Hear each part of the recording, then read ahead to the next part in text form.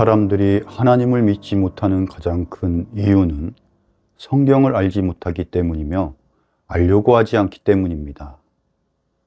성경이 사실이라는 확신을 가질 수 있다면 누구라도 불신의 오류를 범하는 일은 결코 없을 것입니다.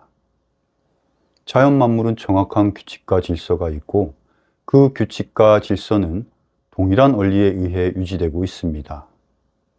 그 모든 것들은 동일한 창조 공식에 따라 견고하게 설계된 것이고 완전한 질서 속에서 운행되고 있으며 절대자에 의하여 창조되었다는 것을 세상의 원리가 스스로 증명하고 있습니다. 성경을 시작하는 창세기 1장 1절에는 처음에 하나님께서 하늘과 땅을 창조하셨다고 선언하십니다. 정말 이 말씀이 사실이라면 창조주가 쓰신 성경 속에는 우리 인생에 대한 모든 해답이 있다고 생각할 수 있습니다. 창조주가 없다면 세상은 결코 설명될 수가 없습니다. 자연 만물이 존재하는 드넓은 공간이 무엇인지, 스스로 움직이는 생명은 무엇이고 나는 무엇인지, 그 모든 원리를 알려주시는 성경을 통해 우리는 세상을 알 수 있고 나를 알 수 있으며 인간의 삶과 죽음의 비밀과 나의 생명을 주관하시는 창조주 하나님을 알 수 있습니다. 성경을 무조건 믿으라고 말한다면 누구도 쉽게 믿음을 갖지 못할 것입니다. 그래서 창조주께서는 믿을 만한 증거를 충분히 제시하고 계십니다. 사람이 모든 편견을 버리고 양심적으로 성경 말씀을 판단해 본다면 성경이 사실이라는 것과 성경을 기록하신 분이 하나님이라는 것을 누구나 알 수 있습니다. 히브리서 3장 4절 말씀을 보면 집마다 지은 자가 있으되 모든 것을 지으신 분은 하나님이시니라 라고 말씀하십니다. 작은 집 하나도 분명히 지은 사람이 있으며 그 집에 대하여 가장 잘 아는 사람 역시 그 집을 지은 사람입니다. 집을 지을 때 기둥 밑에 금덩어리를 넣어두었다면 그 사실을 알고 있는 사람은 집을 지은 사람뿐입니다. 시멘트 바닥 속에 있는 배관의 위치나 벽 속에 묻혀 있는 전선의 위치를 가장 잘 알 수 있는 사람 역시 집을 지은 사람입니다. 집을 지은 사람은 보이지 않는 곳까지도 잘 알고 있습니다. 마찬가지로 우주 만물을 하나님께서 만드셨다면 우주 만물에 대하여 가장 잘 아시는 분도 하나님이라고 할 수 있습니다. 3500년 이전에 기록된 성경 욥기를 보면 북편 하늘에 드넓은 공간이 있다고 했으며 땅이 허공에 매달려 있다고 기록하고 있습니다. 실제 현대과학은 북쪽 하늘 위로 별도 거의 없는 지름이 3억 광년이나 되는 거대한 빈 공간이 있다는 사실을 밝혀냈습니다. 또한 우리 시대에 지구가 둥글고 풍선처럼 허공에 떠 있다는 것은 가장 기본적인 상식입니다. 하지만 그것을 직접 사람의 눈으로 확인한 것은 불과 60여 년 전 1961년 소련의 우주비행사 가가린이 처음 우주에서 직접 눈으로 확인을 했습니다. 욥기는 3500년 이전에 기록된 책인데 그 당시에 북편 하늘의 빈 공간이나 지구가 허공에 떠 있다는 사실을 사람의 지혜와 지식으로 안다는 것은 불가능한 일입니다. 우주를 창조하신 하나님께서 욥이라는 사람을 통해 기록하셨기 때문에 과학이 발전한 우리 시대에나 알 수 있는 사실을 3500년 전에 이미 기록할 수 있었던 것입니다. 성경이 과학책은 아니지만 과학보다 더 정확하게 이 세상을 설명하고 있습니다. 3000년 전에 기록된 성경 말씀 속에는 지구가 둥글다고 하셨으며 지하에 불이 있다는 사실을 기록하고 있습니다. 그뿐만 아니라 태양과 별의 움직임, 대기와 물의 순환 원리, 해류와 해로에 대한 말씀, 삼성과 묘성에 대한 정확한 표현과 흑암의 우주, 지구의 기초와 사계절, 대륙과 해양의 갈라짐, 번개가 질소를 만든다는 사실, 토끼가 되새김 동물이라는 것, 그리고 인간의 몸이 흙과 같다는 수많은 과학적 사실들을 기록하고 있습니다. 과거에는 이해할 수 없는 말씀들이었지만 과학기술이 발달한 우리 시대에는 그런 기록들이 너무나도 당연한 사실이 되었습니다. 고고학적인 측면에서도 구약 성경에 나오는 에덴 동산이 페르시아만에 위치해 있다는 사실이 입증되었고, 인간의 유전자 연구를 통해 첫사람 아담과 하와가 실존했으며 세상 모든 사람들이 그 후손이라는 사실을 밝혀냈습니다. 성경에 기록된 대로 노아의 방주가 실제 터키의 아라랏산에서 발견되었으며, 바다가 갈라지는 홍해의 기적, 그리고 인류가 전 세계로 흩어지고 여러 언어를 나뉘게 했던 바벨탑 사건 역시 역사적 사건이라는 것을 알게 되었습니다. 과학기술의 발전을 통해 우리 시대에나 알 수 있는 자연의 원리와 역사적 사실들이 수천 년 전에 이미 정확하게 기록되었다는 것은 하나님께서 직접 우주 만물을 지으신 창조주이시며, 그 창조주께서 사람의 손을 통해 친히 성경을 기록하셨기 때문입니다. 이 세상은 창조되었고 세상을 창조하신 분은 하나님이십니다.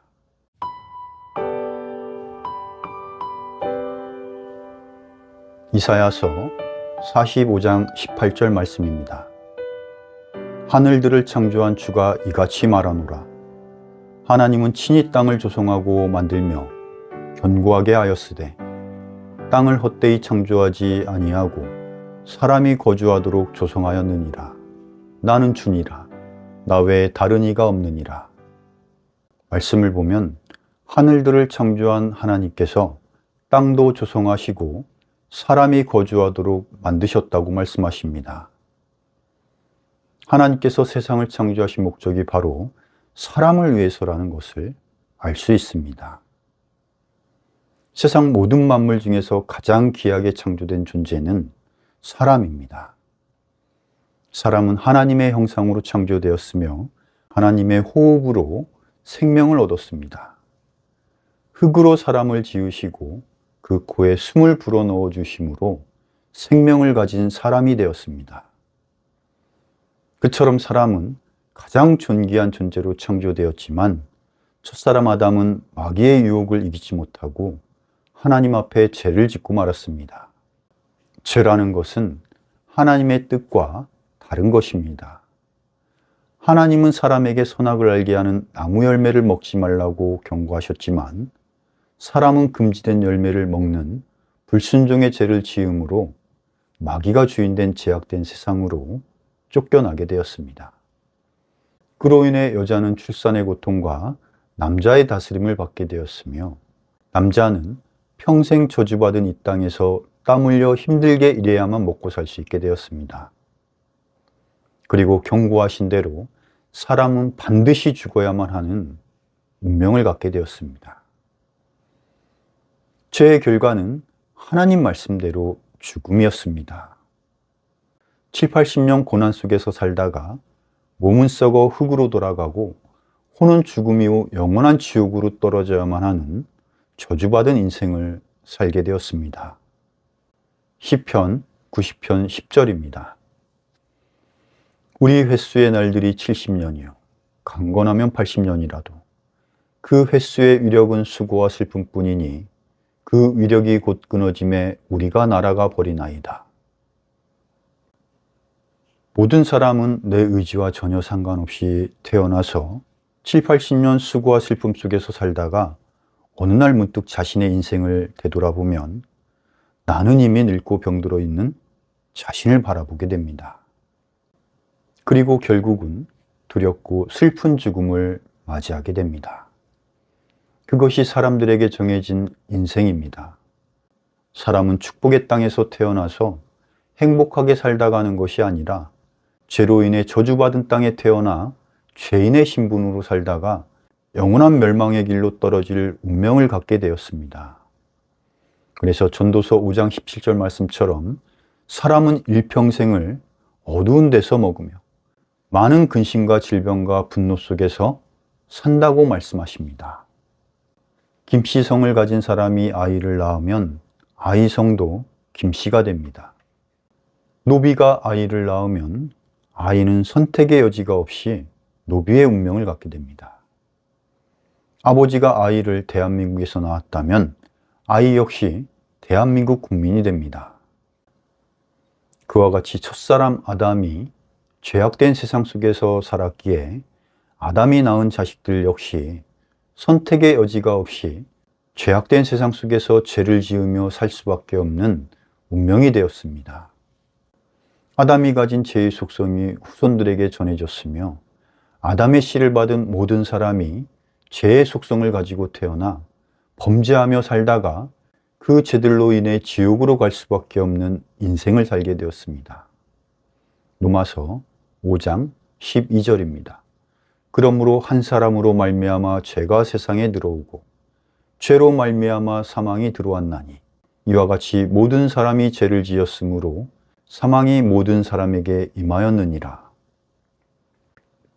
아담이 지은 죄로 인하여 세상에 죄가 들어왔습니다. 그래서 세상 사람들은 죄 속에 살다가 죽을 수밖에 없는 운명을 갖게 되었다고 말씀하십니다. 세상 모든 사람은 죄악된 세상 속에서 죄를 지으며 살아갈 수밖에 없기 때문에 모든 사람은 죄로 말미암아 죽을 수밖에 없는 저주 가운데 있는 것입니다. 시편 14편 3절입니다. 그들이 다 치우쳐서 다 함께 더러운 자가 되고 선을 행하는 자가 없나니 단 한 사람도 없도다. 로마서 3장 10절부터 12절입니다. 이것은 기록된 바 의로운 자는 없나니 단 한 사람도 없으며 깨닫는 자도 없고 하나님을 찾는 자도 없으며 그들이 다 길에서 벗어나 함께 무익하게 되고 선을 행하는 자가 없나니 단 한 사람도 없도다. 세상에 태어난 사람은 나를 포함하여 모두 죄인입니다. 단 한 사람도 의로운 사람이 없다고 말씀하십니다. 나의 죄를 사람들 앞에 숨길 수는 있지만 숨긴다고 그 죄가 없어지는 것은 아닙니다. 사람이 아무리 깨끗해지려고 노력을 해도 사람이 가진 죄인의 신분은 변하지가 않습니다. 죄에 대한 하나님의 기준은 사람이 어떠한 노력으로도 절대 충족될 수가 없습니다. 부산 앞바다에서 일본까지 최선을 다해 뛴다고 해도 일본까지 뛰는 사람은 없습니다. 넓이뛰기 세계 신기록 선수가 와서 뛴다면 나보다 좀 더 멀리 뛸 수는 있지만 그렇다고 일본까지 뛸 수 있는 것은 아닙니다. 마찬가지로 사람은 하나님의 기준을 결코 만족시킬 수 없습니다. 사람이 아무리 선하게 살아도 그 모든 인간의 선은 결코 하나님의 기준에 미칠 수가 없다는 것입니다. 욥기 25장 4절에서 6절까지 말씀입니다. 그런즉 사람이 어찌 하나님과 견주어 의롭다 할 수 있겠느냐? 또는 여자에게서 태어난 자가 어찌 깨끗할 수가 있겠느냐? 심지어 달을 바라보아도 그것이 빛을 내지 아니하며 참으로 별들도 그분의 눈앞에서는 순수하지 아니하거늘 하물며 벌레인 사람이야 어떠하겠느냐? 벌레인 사람의 아들이야 어떠하겠느냐? 하니라. 절대적으로 선하신 하나님의 기준으로 사람을 바라본다면 모든 사람은 벌레와도 같은 더럽고 추한 존재들입니다. 구더기가 아무리 깨끗한 척해도 사람이 보기에는 더러운 존재일 뿐입니다. 사람의 힘으로는 그 누구도 지옥불을 벗어날 수 없다는 것입니다. 하나님께서는 그 사실을 깨닫게 하기 위해 율법과 십계명을 주셨고 그것을 통해 스스로 죄인이라는 사실을 깨달으라고 말씀하십니다. 로마서 3장 20절입니다. 그러므로 율법의 행위로는 어떤 육체도 그분의 눈앞에서 의롭게 될 수 없나니 율법으로는 죄를 알게 되느니라. 율법은 내가 죄인이라는 사실을 보여주는 거울과 같습니다. 누구도 율법을 모두 지킬 수 있는 사람은 단 한 사람도 없습니다. 사람이 하는 선행으로는 하나님 앞에서 절대 의롭게 될 수 없으며 여전히 죄인의 신분에서 벗어날 수도 없습니다. 하나님께서 율법을 우리에게 주신 이유는 그것을 잘 지켜서 착하게 살라고 주신 것이 아니라 그것을 지킬 수 없음을 알고 스스로 죄인임을 깨달으라고 우리에게 율법을 주신 것입니다. 법이라는 것은 항상 어겼을 때 문제가 됩니다. 우리나라 형법이 372개인데 그중 하나만 위반해도 처벌을 받게 됩니다. 마찬가지로 하나님께서 주신 율법은 613개가 있습니다. 613개의 율법 중 612개를 모두 지키고 한 개만 어겨도 지옥에 갑니다. 야고보서 2장 10절에서는 모든 율법을 다 지키다가 하나라도 어기면 그것이 유죄라고 말씀하십니다. 많은 율법을 10개로 표현한 것이 바로 십계명입니다. 10개의 계명 중 사람의 기준으로 보았을 때 단 한 개라도 지킨 사람은 한 명도 없습니다. 어떤 사람은 십계명 중 살인하지 말라는 계명은 지켰다고 말하는 사람도 있을 것입니다. 그러나 요한일서 3장 15절을 보면 형제를 미워하는 것조차도 살인이라고 말씀하십니다. 죄에 대한 하나님의 높은 기준을 볼 수가 있습니다. 많은 사람들이 율법을 지켜 천국에 가려고 노력하지만 단 하나만 못 지켜도 지옥에 간다는 것입니다. 사람은 결코 율법을 지킬 수가 없습니다. 즉 사람에서는 하나님의 기준에 절대적으로 미달됩니다. 갈라디아서 5장 4절입니다. 너희 중에 누구든지 율법으로 의롭게 된 자에게는 그리스도께서 아무런 효력이 없으며 너희는 은혜에서 떨어져 나갔느니라.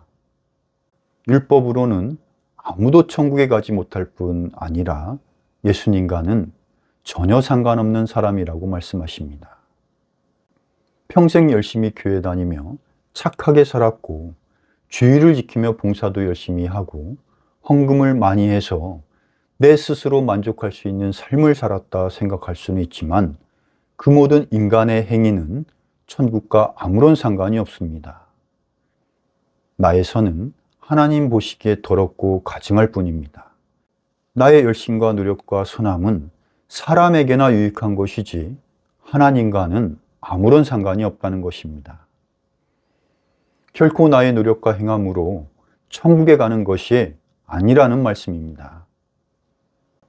모든 사람은 자신이 하나님 보시기에 얼마나 가증하고 악한 자인지 스스로 생각하고 돌이키는 마음을 가져야 합니다. 그리고 결코 나의 노력으로 천국에 갈 수 있다는 생각을 버려야 합니다. 천국에 가기 위해서 내가 할 수 있는 노력은 아무것도 없습니다. 성경은 한 번 죽는 것은 사람들에게 정해진 것이요 그 뒤에는 심판이 있다고 말씀하십니다. 모든 사람들에게 죽는 것은 정해진 것이고 죽음 뒤에는 무서운 심판이 기다리고 있습니다. 그냥 평범하게 열심히 살다 죽었는데 심판을 받고 지옥에 간다는 것입니다. 하나님께서는 법을 집행하시는 공의의 하나님이시며 완전한 사랑의 하나님이십니다. 그런 사랑의 하나님께서 우리에게 천국 가는 길을 열어놓으셨습니다. 그리고 성경을 통해 사람이 천국에 갈 수 있는 유일한 길을 알려주고 계십니다. 죽을 때 믿음을 후회하는 사람은 아무도 없습니다. 죽음 앞에서 나는 왜 열심히 일하지 않았을까 후회하는 사람도 없습니다. 인생에는 우선순위가 있습니다. 인생 최고의 우선순위는 성경을 통해 구원을 받고 천국을 보장받는 것입니다. 믿다가 죽었는데 천국과 지옥이 없다면 아무것도 아니겠지만 믿지 않고 죽었는데 천국과 지옥이 있다면 어떻겠습니까? 인생은 단 한 번입니다. 현명한 사람의 선택은 믿는 것입니다.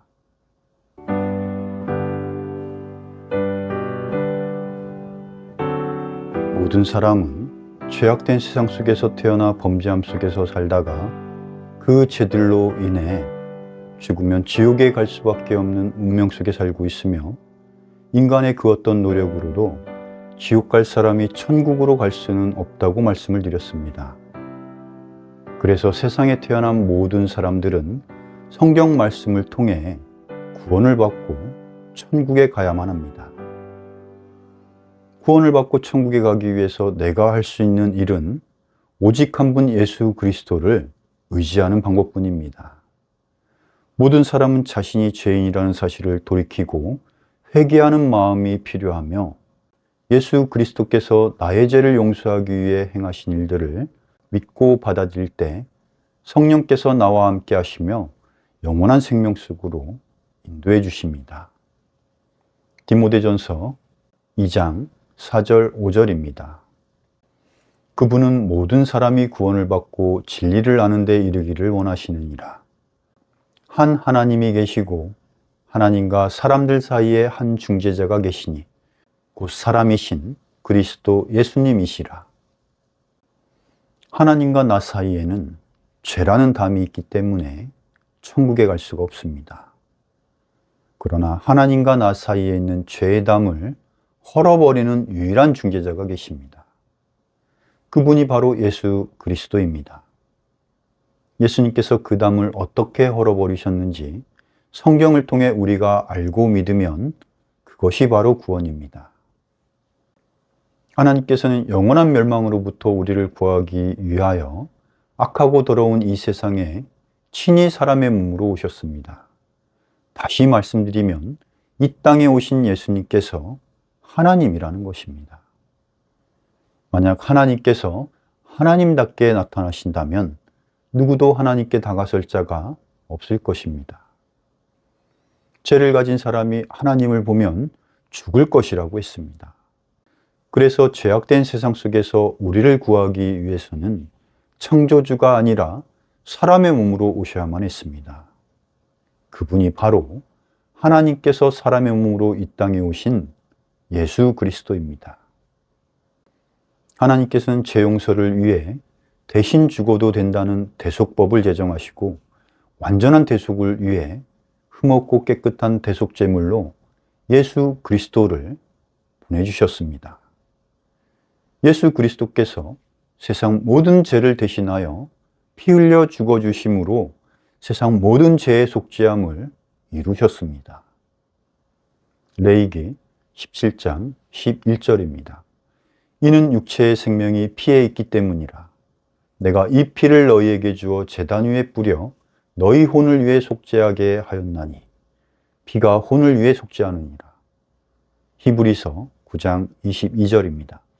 율법에 따라 거의 모든 것이 피로써 깨끗하게 되나니 피 흘림이 없은즉 사면이 없느니라.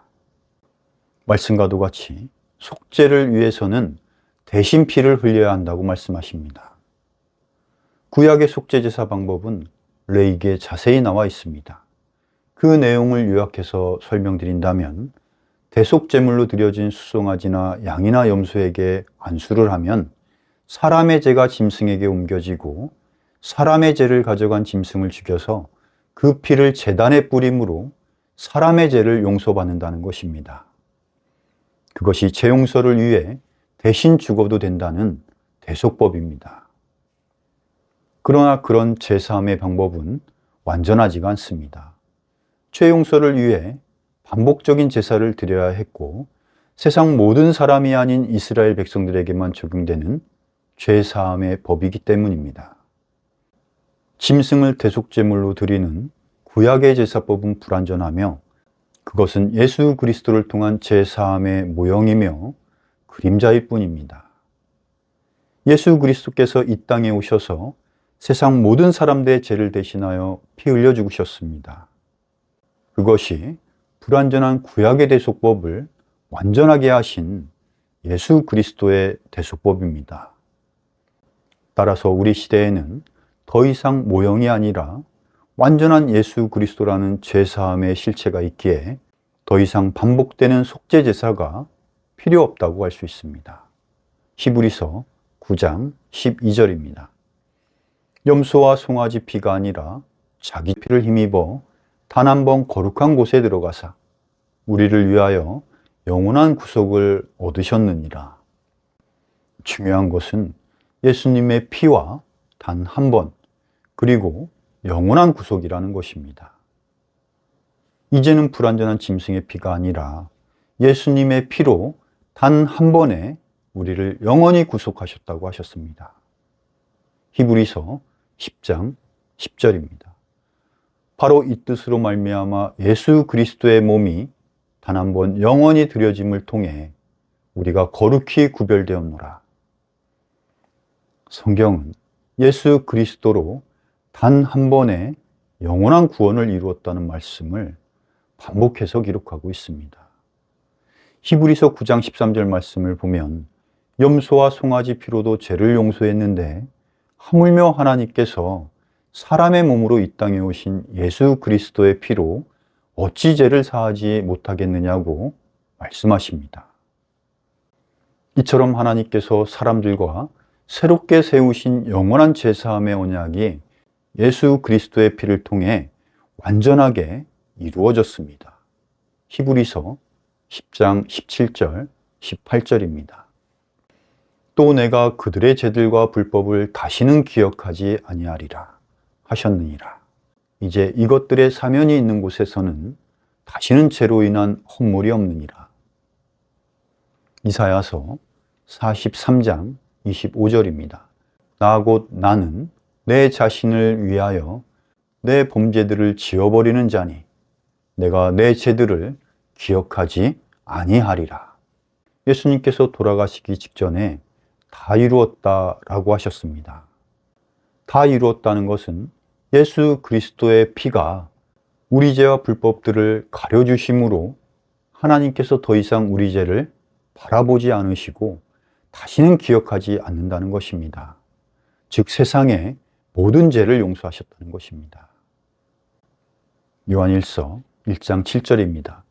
그분의 아들 예수 그리스도의 피가 모든 죄에서 우리를 깨끗하게 하느니라. 골로새서 2장 3절입니다. 너희 죄들과 너희 육체의 무할례 가운데서 죽었던 너희를 하나님께서 그분과 함께 살리시고 너희의 모든 범법을 용서하시며 하나님께서는 예수 그리스도의 피로써 세상 모든 죄를 용서하셨습니다. 원죄, 자범죄, 이미 지은 죄, 앞으로 지을 죄까지 세상 모든 죄의 문제가 예수 그리스도의 피로써 완전하게 해결이 되었다는 것입니다. 사람의 입장에서는 과거, 현재, 미래가 있지만 2000년 전 십자가 위에 계신 예수님 입장에서 보면 나의 과거도 현재도 미래도 모두 미래일 뿐입니다. 예수 그리스도의 피가 모든 죄에서 우리를 깨끗하게 했다고 말씀하십니다. 모든 죄란 어느 특정한 날이 아니라 세상의 시작부터 끝나는 날까지 모든 죄를 의미합니다. 하나님께서는 예수 그리스도의 피를 통해 단 한 번에 완전한 죄사함을 이루셨습니다. 하나님께서는 착한 사람이나 악한 사람이나 죽은 사람이나 앞으로 태어날 사람이나 세상 모든 사람들에게 구원이라는 선물을 주셨습니다. 그러나 선물이라는 것은 받을 때 선물이 됩니다. 구원도 마찬가지입니다.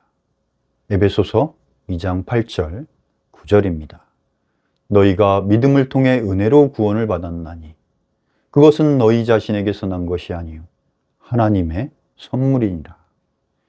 행위에서 난 것이 아니니 이것은 아무도 자랑하지 못하게 하려 함이라. 구원이라는 것은 하나님께서 나에게 주시는 은혜의 선물이라고 하셨습니다. 선물은 받을 수도 있고 거절할 수도 있지만 그것이 내 것이 될 수 있는 것은 받을 때만 가능한 일입니다. 결국 구원이란 예수 그리스도를 믿음으로 받아들이겠다는 나의 결단과 선택이 선행되어야 합니다. 구원을 위해 사람이 해야만 하는 것은 예수 그리스도께서 나의 죄 때문에 피 흘려 죽으셨다는 사실을 알고 내가 죄인이라는 사실을 인정함으로 죄로부터 돌이키는 회개와 예수 그리스도를 나의 구원자로 믿고 받아들이는 것입니다. 그리하면 하나님께서 내 마음속의 보증으로 성령을 주신다고 하셨습니다. 성령께서 우리와 함께 하심으로 더 이상 나는 죄인의 신분이 아니라 하나님의 자녀라는 신분으로 거듭 태어나게 되는 것입니다. 요한복음 16장 9절입니다. 죄에 대하여라 함은 그들이 나를 믿지 아니하기 때문이요. 이제 사람들에게 지옥 갈 죄는 예수 그리스도께서 우리를 위해 하신 일을 믿지 않는 것뿐입니다. 예수님께서는 우리 죄로 인하여 십자가에서 돌아가셨고 우리를 의롭다 하시기 위해 다시 살아나셨습니다. 부활의 사건은 십자가의 죽음만큼이나 중요한 사건입니다. 로마서 4장 25절입니다. 그분께서는 우리의 범죄로 인하여 넘어지셨으며 우리의 칭의를 위하여 다시 일으켜지셨느니라. 초대교회 복음의 핵심은 우리 죄로 인해 죽었던 예수 그리스도가 우리를 의롭다 하시기 위해 다시 살아나셨다는 것입니다. 예수 그리스도께서 우리 죄를 대신하여 십자가에 못 박히심으로 우리의 모든 죄를 용서하셨습니다. 내가 죄인임을 알고 그리스도께서 내 죄를 대신하여 피 흘려 죽으시고 다시 일어나신 것을 받아들인다면 우리는 더 이상 죄인의 신분이 아니라 하나님의 자녀로 거듭 태어나는 것입니다.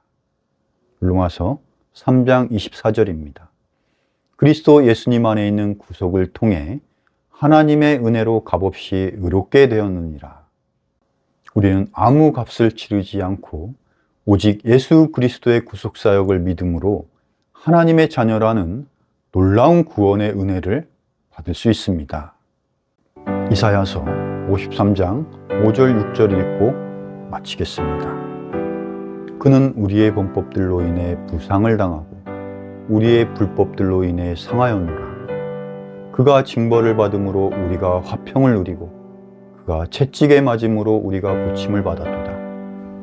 우리는 다 양 같아서 길을 잃고 각각 자기 길로 갔거늘 주께서는 우리 모두의 불법을 그에게 담당시키셨도다. 예수 그리스도의 피로써 나를 구속해 주신 하나님 아버지께 감사를 드립니다. 이 영상을 보시는 모든 분들이 예수 그리스도를 구원자로 영접하시고 하나님의 자녀로서 영광된 삶을 살 수 있기를 기도드립니다. 자, 마치겠습니다.